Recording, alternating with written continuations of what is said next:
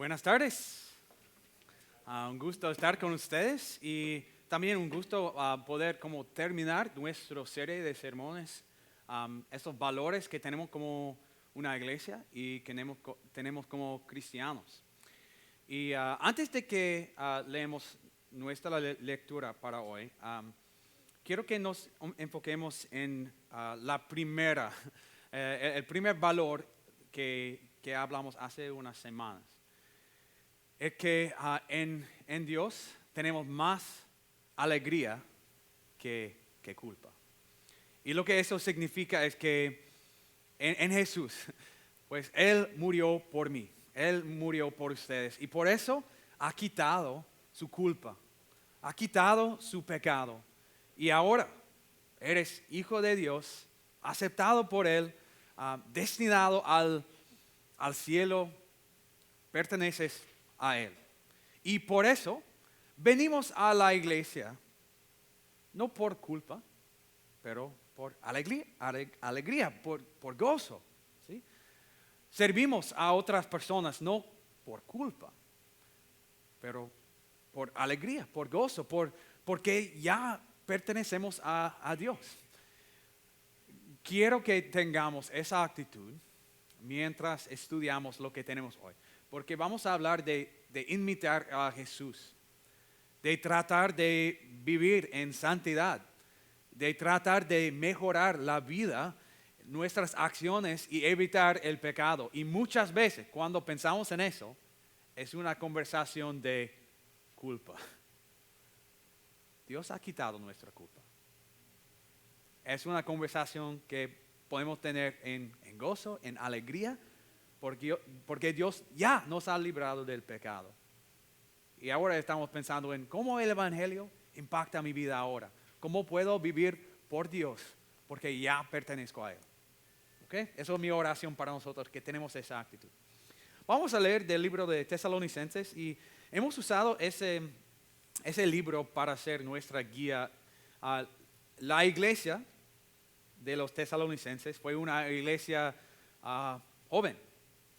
Y hemos visto en la vida de su iglesia, la vida de la gente, un ejemplo de quiénes podemos ser como una iglesia también. Entonces leemos de capítulo 4. Por lo demás, hermanos, les pedimos encarecidamente en el nombre del Señor Jesús que sigan progresando en el modo de vivir que agrada a Dios, tal como lo aprendieron de nosotros. De hecho, ya lo están practicando. Ustedes saben cuáles son las instrucciones que les dimos de parte del Señor.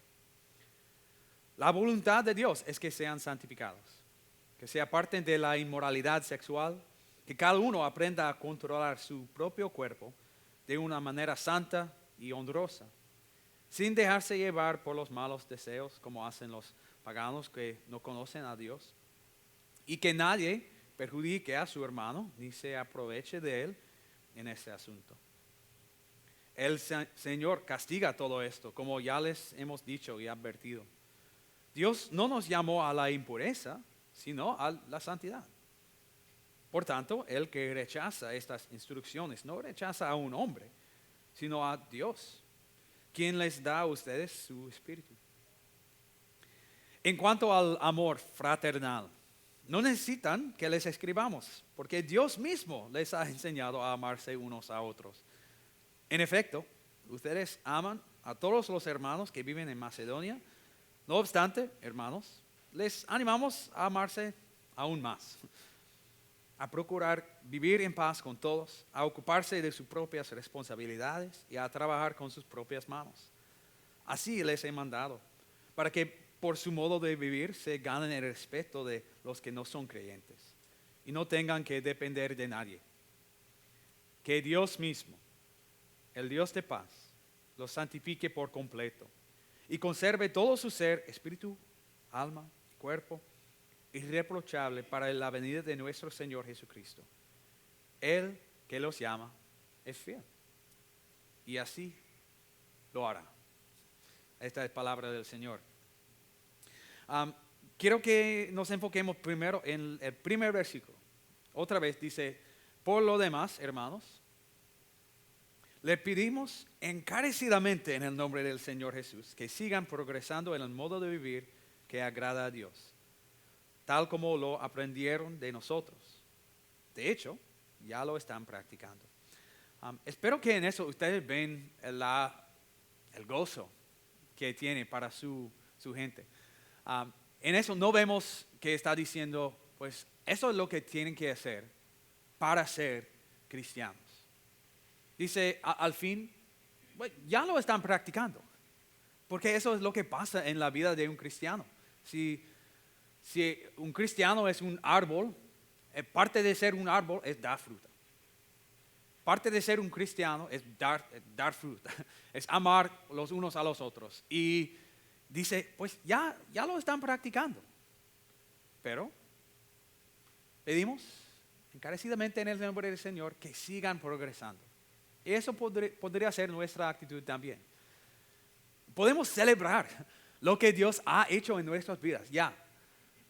Y yo puedo celebrar eso aquí con ustedes, qué bueno que veo en ustedes el corazón de Dios. El evangelio que está, pues, tiene un efecto en sus vidas. Yo veo la manera en que ustedes hablan con los unos a los otros.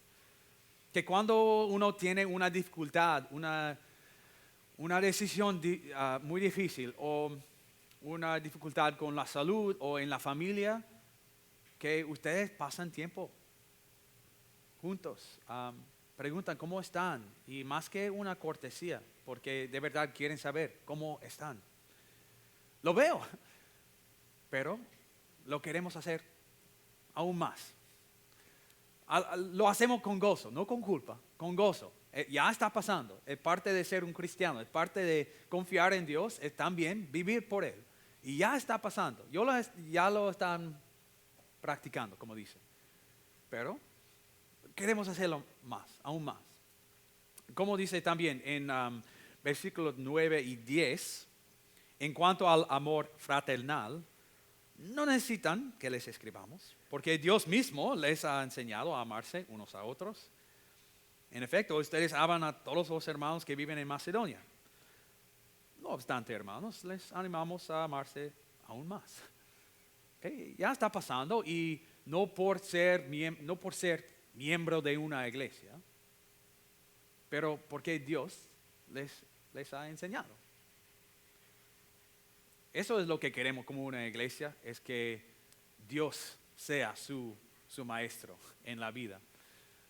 Continuamente, que Dios sea su maestro y que nosotros como pastores, como una iglesia, con la autoridad que Dios nos da, queremos ayudar a Dios a enseñarles. Y de verdad, eso es como es la vida cristiana. Dios es nuestro maestro. Pero ¿es necesario mejorar la vida o vivir más por Dios? Esa es la pregunta que muchos cristianos tienen. Hay una manera de vivir y de pensar en la iglesia cristiana que piensa, pues ya tengo mi boleto al cielo. Es una buena noticia, ¿sí? Que por Jesús tengo la salvación ahora. Tengo el perdón de mis pecados ahora. Tengo mi boleto al cielo ahora. Pues si ya lo tengo, pues hay una diferencia. Si vivo por mí mismo o por otras personas, pues me da lo mismo. Voy a hacer lo que quiero. Pero Dios dice que no.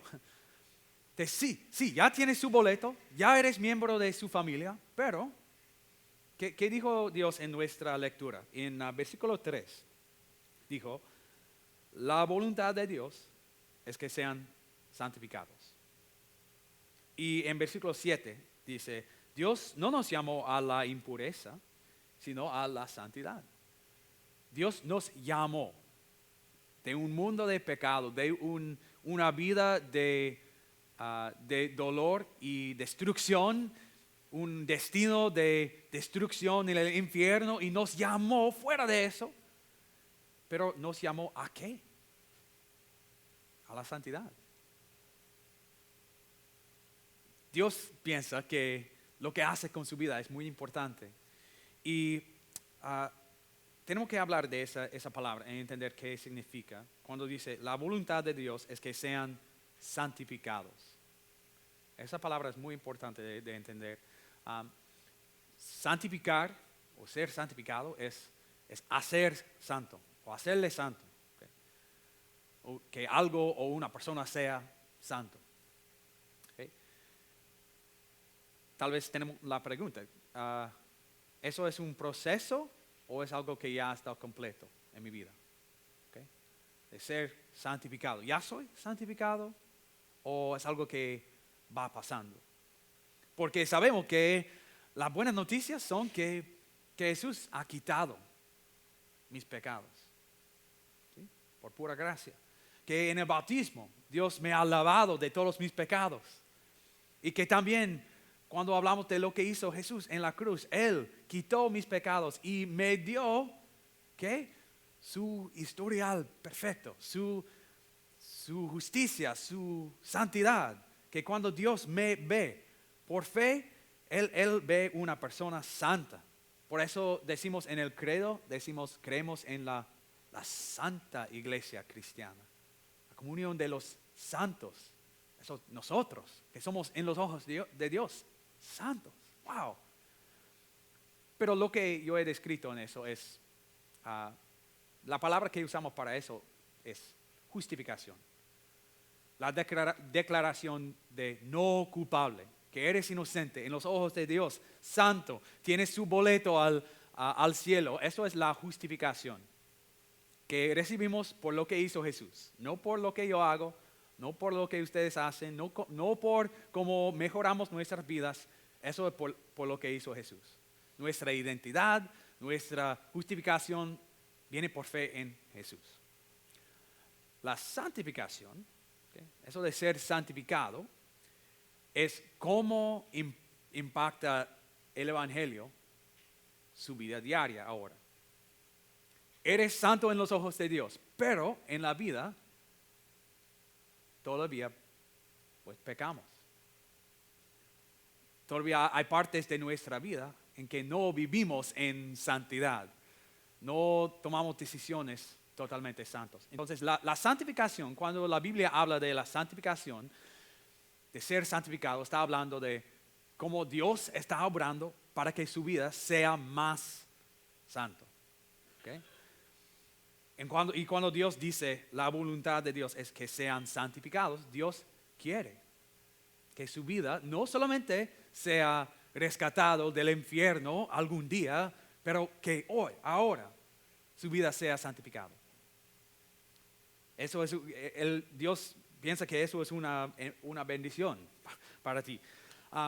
Y el corazón de Dios que nos quería salvar, la pasión que tiene Dios para salvar a ti y a todo el mundo, que quería rescatarte de la oscuridad, de la esclavitud, es el mismo corazón que quiere que sean ustedes santificados también.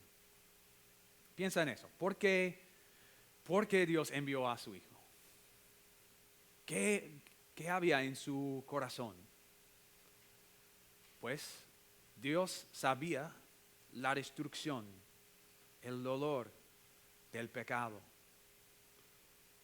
¿Qué causa el pecado en nuestra vida? Y también las consecuencias del pecado y en la muerte y en el infierno. Y Dios no quería verte sufriendo así por siempre.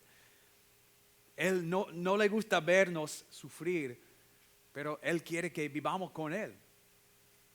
Él quería rescatarnos de la oscuridad, de la esclavitud. Y quiere lo mismo para la vida ahora también. Que el mismo corazón que quería rescatarnos del pecado, quiere protegernos por la vida del pecado también. Dios dice en el libro de Colosenses, Él nos libró del dominio de la oscuridad y nos trasladó al reino de su amado Hijo. Una manera de pensar en eso. Es cuando pensamos en cómo vivimos y cuando queremos vivir una vida más santa.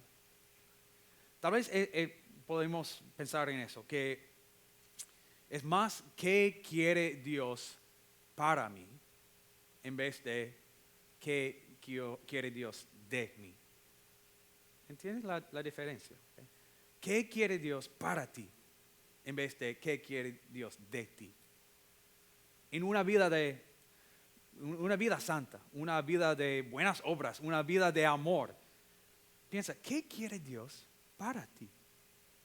Porque Dios quiere que todos ustedes sean salvados del infierno y del pecado, pero quiere eso en su vida también ahora.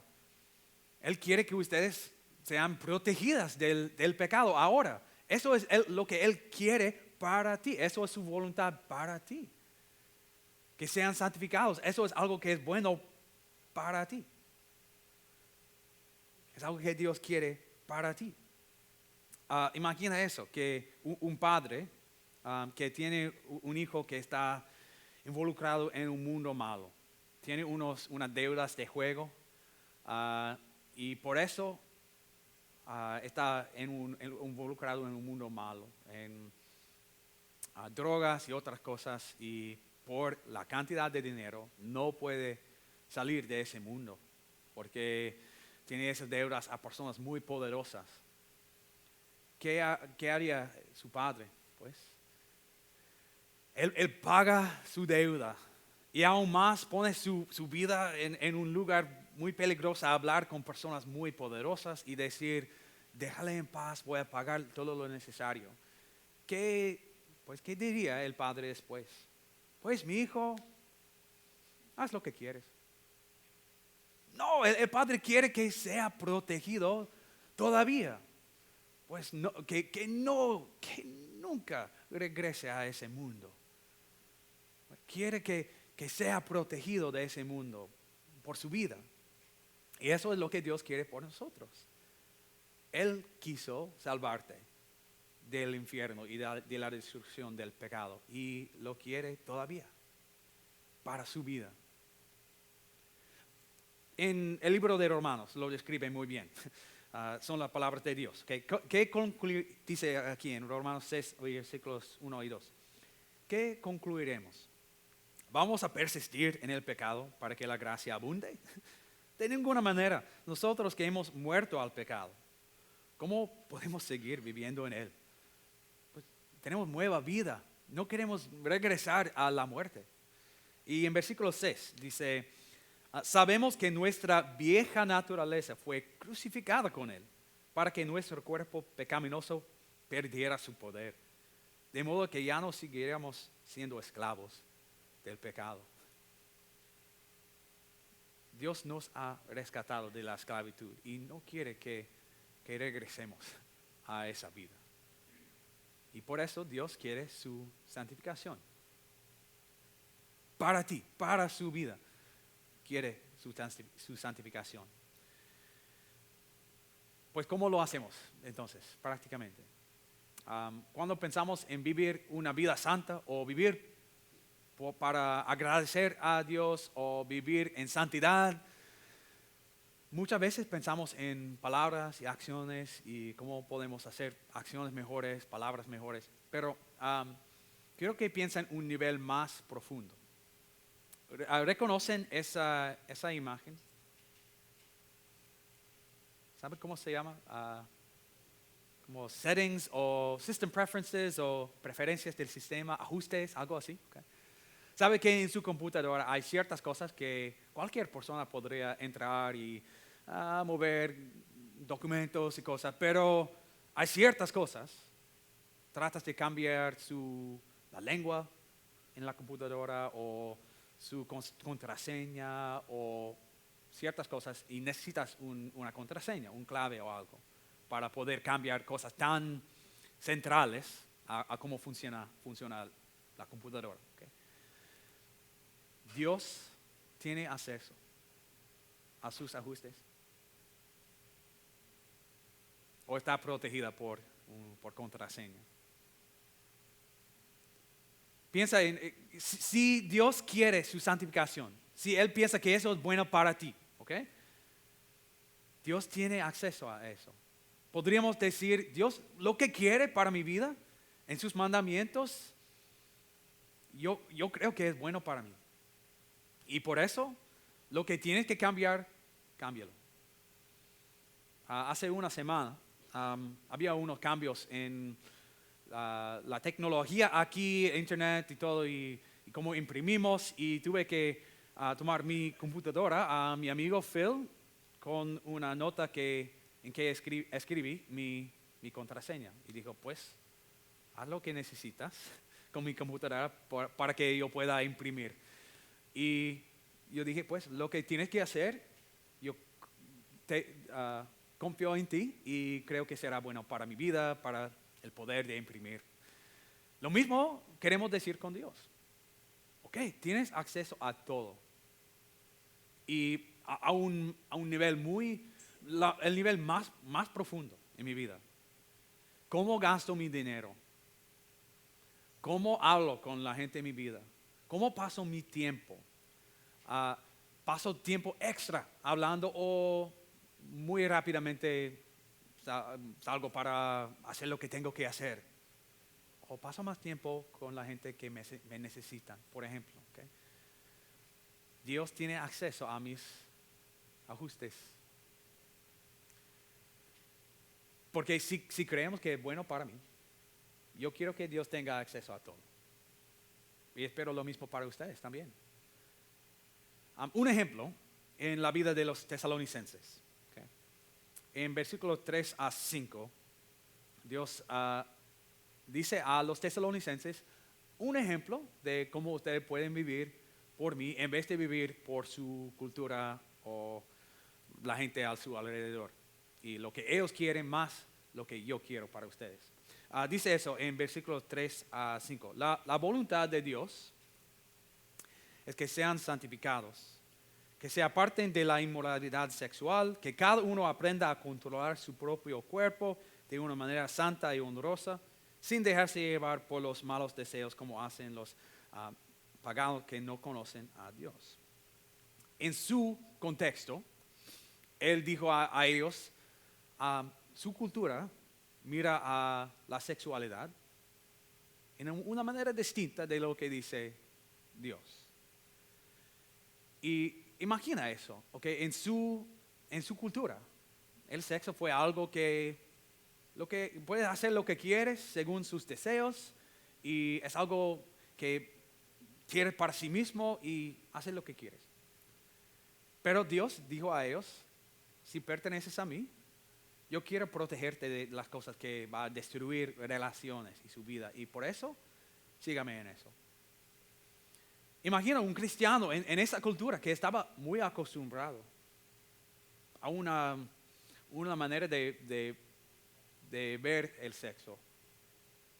Que en unas religiones con unos dioses, parte de la adoración fue actos sexuales. Estaban tal vez acostumbrados a eso. Dios dijo, voy a cambiar sus ajustes, porque es bueno para ti. Okay, un ejemplo para ellos, pero para nosotros, ¿cómo podemos hacer eso? ¿Cómo podemos pensar en, quiero que mi vida sea santificado? ¿Cómo lo hacemos? Para ellos, ese ejemplo, y también lo podríamos aceptar, pero voy a usar ese mandamiento, ama a tu prójimo como a ti mismo, y quiero que pensemos en qué quiere Dios para mí en ese mandamiento. ¿Y cómo podría pensar en eso? No en lo que es lo más conveniente, pero qué de verdad quiere Dios para mi vida. Porque muchas veces cuando leemos la Biblia, tratamos de decir, pues, ¿cómo puedo hacerlo sin mucho dolor? ¿Cómo puedo hacerlo convenientemente? Pero Dios, tienes acceso a mis ajustes, a las preferencias del sistema y lo que dices, yo quiero.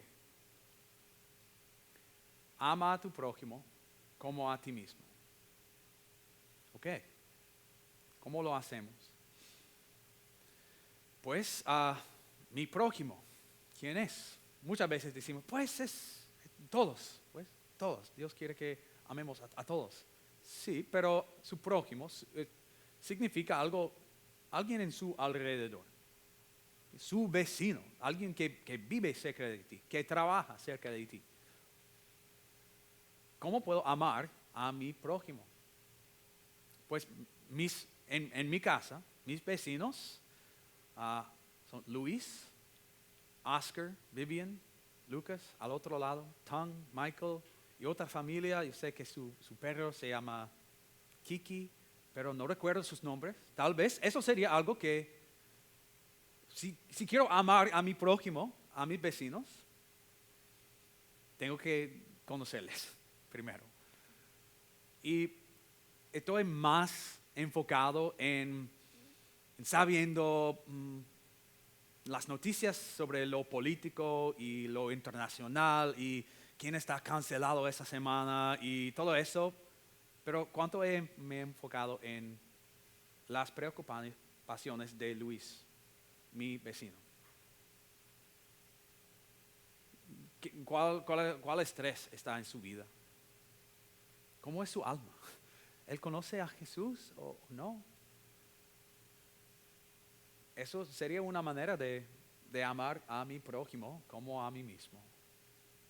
Y si necesitaría algo, mis vecinos Oscar y Vivian y su hijo Lucas, si necesitaban algo, si había alguna, no sé, un funeral o algo en la familia, ¿qué haría para amar a mi prójimo? ¿Cancelaría mis planes? ¿Cambiaría mi horario, mi calendario para estar con ellos? Si al otro lado, Tung y su hijo Michael, si necesitaban algo, había alguna dificultad en la vida y necesitaban, no sé, $1,000, ¿lo haría? ¿Por amor a mi prójimo? Queremos dar acceso a Dios a nuestras preferencias del sistema, entonces tiene acceso a todo y cuando leemos eso queremos decir, ¿qué quiere Dios para mi vida? ¿Okay? Sin límites, ¿qué quiere Dios para mi vida? Y también si quiero amar a mis vecinos o mi compañero de trabajo, la persona que tiene oficina al lado de mí o la persona con quien trabajo en proyectos o lo que sea. Si Dios quiere que yo ame a mi prójimo, probablemente quiero pensar en su alma. ¿A dónde va? Y si quiero honrar a Dios en eso, tengo que estar preparado a arriesgar esa relación para poder invitarle a la iglesia o a un grupo de conexión o a mi casa para una cena de conocerme mejor. Voy a arriesgar eso porque amo a mi prójimo. Eso es una manera de leer la Biblia, leer los mandamientos de Dios y pensar, ¿qué quiere Dios para mi vida? ¿Cómo le sienten ustedes? ¿Okay? Tal vez ustedes están pastor. No lo estoy haciendo. Me siento muy mal, muy culpable, porque me siento muy egoísta y pecaminoso y pues, vamos a arrepentirnos, vamos a la cruz y entonces vivimos con alegría, con gozo. ¿Sabes quiénes somos? Que pertenecemos a Dios y pues lo hacemos juntos, ¿ok? Vivimos por alegría, no por culpa. Y por eso queremos decir a Dios, yo quiero ser santificado también. Gracias por su perdón, ayúdame a vivir por ti. Unos versículos para terminar, versículos de consuelo y de motivación, y quiero que presten atención al sujeto de esos versículos, al sujeto. Primero dice, que el Señor los haga crecer para que se amen más y más unos a otros y a todos, tal como nosotros los amamos a ustedes. Que los fortalezca interiormente para que cuando nuestro Señor Jesús venga con todos sus santos, la santidad de ustedes sea intachable delante de nuestro Dios y Padre. ¿Quién fue el sujeto? El Señor, ¿sí? Dios, el sujeto de nuestra santificación. También en capítulo 5, los últimos versículos para hoy, dice así, escucha, que Dios mismo, el Dios de paz, los santifique por completo y conserve todo su ser, espíritu, alma y cuerpo, irreprochable para la venida de nuestro Señor Jesucristo. Él que los llama es fiel y así lo hará. Dios es el sujeto de su santificación, entonces escúchale, ¿ok? Cuando te habla en su palabra, escucha. Dios va a ser el sujeto de su santificación, entonces vivimos en Él. Él es fiel, así lo hará. Amén. Amén. Oremos. Dios, te damos gracias por salvarnos, por rescatarnos del pecado y por enviar su Hijo y por sacrificar tanto para salvarnos. Y gracias por su amor que quiere protegernos del pecado mientras vivamos aquí. Pedimos su ayuda en vivir por ti. Sabemos que todavía tenemos una naturaleza pecaminosa, pero a la vez sabemos que estás obrando en nuestras vidas para hacernos santos y pedimos su ayuda en pensar en cómo lo podemos hacer con nuestros vecinos, cómo podemos amarles como a nosotros mismos, cómo podemos compartir su evangelio, sus buenas noticias y cómo podemos vivir y imitar a Cristo. Ayúdanos en eso y ayúdanos a hacerlo con alegría, no con culpa, pero con gozo. En el nombre de Jesús. Amén.